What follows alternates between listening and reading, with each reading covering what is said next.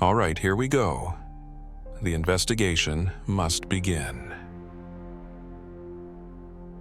December 14th, 2004. 8 people from the Javali group arrived after receiving a report of a rather unusual event, something that is rarely seen and can cause astonishment and confusion in the eyes of anyone.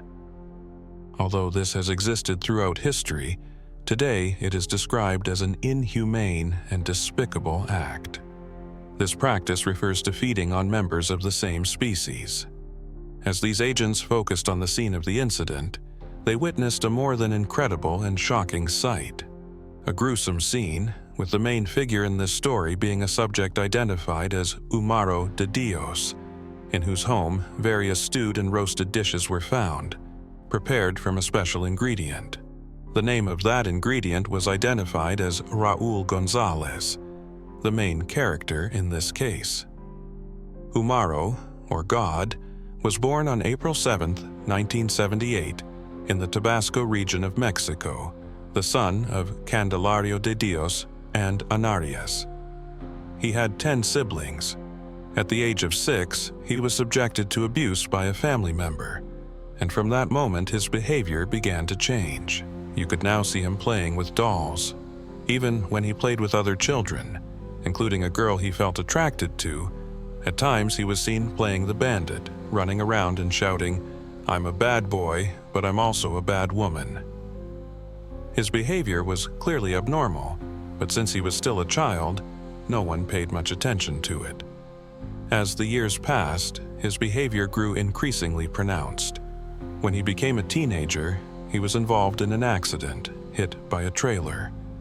After recovering from the incident, people began noticing his behavior had become even stranger. Sometimes, he would step aside, and he was seen caressing a girl. When no one was looking, he would engage in a relationship with her, even fantasizing that she was American, imagining they would have children together. In his teenage years, there were also signs of regression, with hints of schizophrenia. He was often seen talking to himself and laughing for no apparent reason. When it came to working, he would make significant mistakes. Once, when asked to help in the fields, he said he didn't want to be a farmer and stayed distant. He seemed to be born under an unlucky star, feeling affected by it.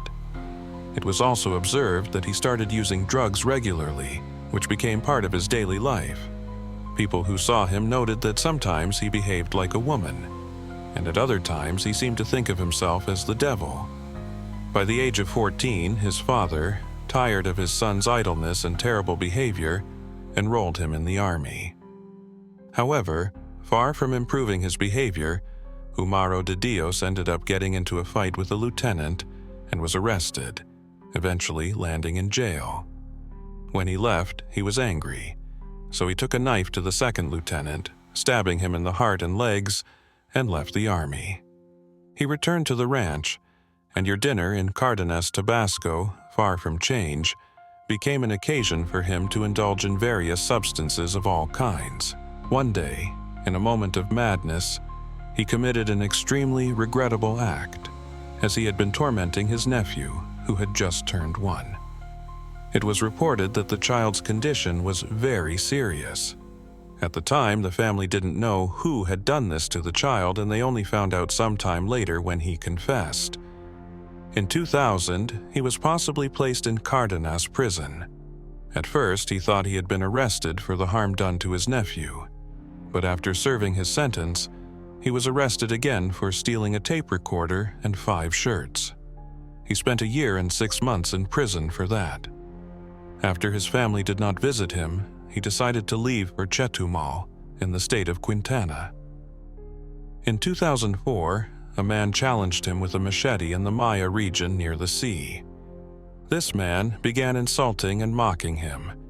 In a moment of recklessness, he took the machete from him and began cutting him up like a fish, leaving him lying on the ground, wounded, in Sion. That night, after escaping, the spirit of the man he had killed continued to haunt him until his dying days, tormenting him. Afterward, he fled to a region called El Petén, located between them, Mexico, and Belize, where he wandered until he found a building where he lived for some time. There, he met an old man who considered himself a wise man, a sweet old sorcerer to whom he promised to kill 3 people.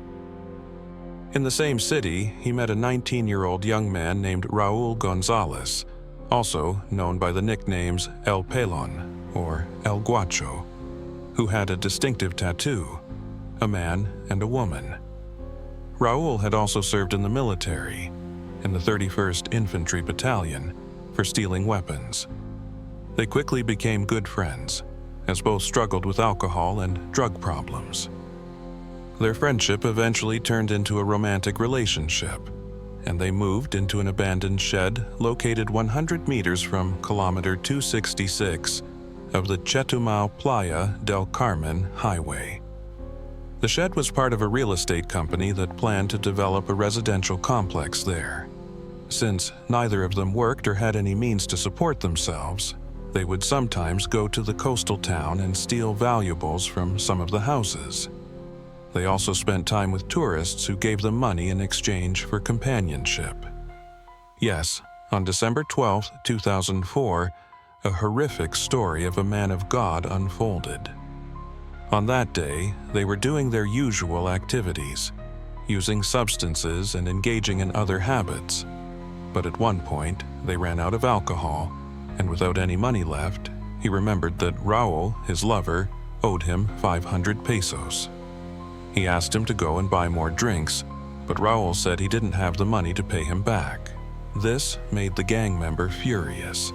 He grabbed the first thing he saw, a thick electrical cable, and began beating his lover with it. When Raul lost consciousness, he hung up the cable. When Raul woke up again, the man asked him once more for the money. Raul insisted that he didn't have it and admitted that he had already spent it. Trying to defend himself, the gang member grabbed a piece of concrete and smashed it into Raul's head. With Raul lying on the ground, he kept hitting him until he realized that Raul's head looked completely shattered. But since his rage hadn't subsided, he took a rope, wrapped it around Raul's neck, and pulled hard until Raul stopped moving. Then, he hung him up once again. After that, during the night, he was in such euphoria that he thought about eating it. Then he took a knife and started cutting it into pieces. He also ripped off the tattoo, cutting it to remove the visors. The next day, he went to the market, and with the money Raul had bought, he got some ingredients for the preparation. Upon returning, he turned on the grill and roasted the heart, a few ribs, and a kidney. He filled a pot with water and boiled broth. He sliced the left thigh into fillets and cooked it. He put the fat in a pan where they were heating tortillas. The next day, he took the other leg and prepared it the same way. You too will have raw meat, as well as 4 ribs. He spent the whole weekend eating the meat. After that, the place was swarming with flies, and after he covered it up, the remaining ribs were left uneaten.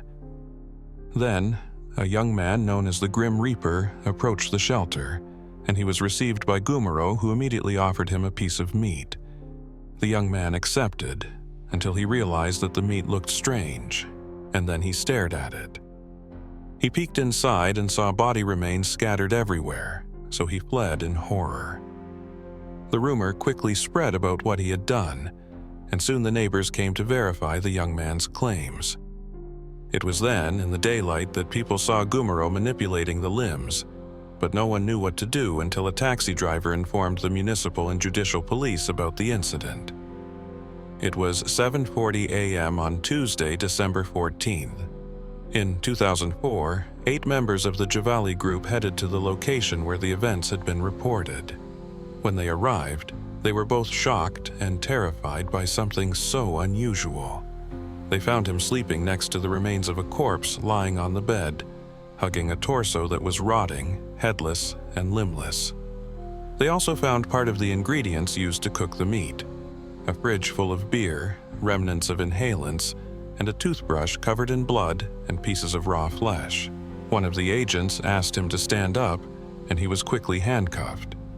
They mentioned that he resembled an animal, almost like a primitive man. The news of his actions quickly dominated the headlines across the country. In an interview, he said, "It came to my mind to take everything out of him. His heart, beef, ribs. It was delicious, but the taste was bland, so I ate the kidney. I left only the skin because it was too tough and leathery."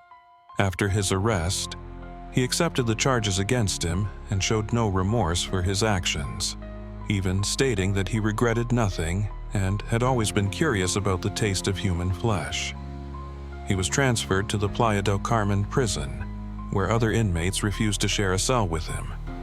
During his time in the Playa del Carmen Municipal Prison, the gang known as God's Band began to spread fear among the prison population, describing him as an aggressive individual. They mentioned that once he cut off part of his left ear to eat it, claiming that he missed the taste of human flesh. A few months later, he threatened to eat the prison cook because the food they prepared lacked flavor. During his time there, even the most dangerous inmates feared him because he would talk to himself and sometimes stare at other prisoners without breaking eye contact. Many were afraid he might start eating them. Even in the presence of journalists, after visits, he would introduce himself with the words, "Hello, I am a cannibal," as if he was proud of what he had done. Because of his behavior, he was treated with depressants and sleeping pills that kept him asleep for long periods. On March 20th, 2007, a judge decided to transfer him to a social rehabilitation center in the state of Morelos, as he was considered mentally ill. There, he underwent psychological and psychiatric evaluation to determine his legal status. In September 2008, he returned to the Chetumal Social Rehabilitation Center, where he was isolated from other inmates in a special cell. Many mention that he was feared for his insatiable craving for human flesh, though some speculated that he did this merely to keep others from messing with him. While it might seem terrifying, the truth is that after research was conducted, it was determined that his condition resembled paranoid schizophrenia, a disorder diagnosed in individuals who suffer from persistent delusions accompanied by auditory hallucinations, which disturb their perception of the world and those around them. He mentioned that he was still looking for his third victim and had seemingly already found a path. This path involved a fellow inmate who, according to him, had shown the way to blood. He added that fulfilling his promise would grant him another 150 years of life, among other things. He even mentioned that killing was akin to taking the life of a chicken. Then he mentioned that after eating his beloved, he gained all of their strength, meaning the abilities of this person would now be part of him, just like Raul Supereja. He was a good Mason, and now he would be much better. Thanks to the research they conducted on him, they were able to understand that he suffered from acquired work capacity syndrome. Just 4 years later, in 2012, he became unemployed. He died at Chetumalcan Tanaro General Hospital at the age of 34 and was buried at Rancho Azucena in the municipality of Cardenas, Tabasco. His case inspired the creation of a song about cannibals, performed by Kinga and Lupe Esparza, which became the theme of the Argentine film The Cannibal's Daughter. Aside from the book, Palapa de Umaro de Dios killed and ate a man, later becoming a marketing office for another residential project. Quite an astonishing case, one that makes our imagination and thoughts soar, unable to fully decipher the workings of the mind, leaving things buried deep within the human soul. Don't forget to subscribe to the channel and follow me on my social media, which you can find below.